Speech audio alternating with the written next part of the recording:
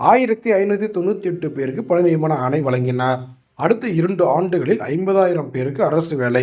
முதலமைச்சர் மு க ஸ்டாலின் அறிவிப்பு.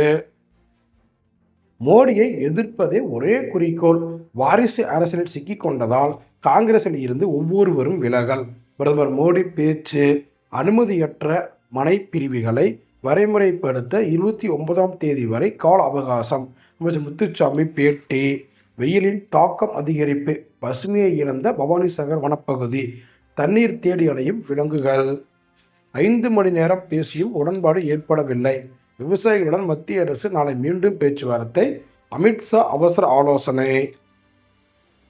பழவேற்காடு ஏரியில் வெளிநாட்டு பறவைகள் அடுத்தடுத்து செத்து விழுந்ததால் பரபரப்பு. தண்ணீரில் ரசாயனம் கலந்ததா என விசாரணை. ஊட்டியில் தொடர் இன மக்களுடன் சந்திப்பு. கலாச்சாரத்தை கைவிட்டு விட்டால் நமது அடையாளத்தை இழந்து விடுவோம்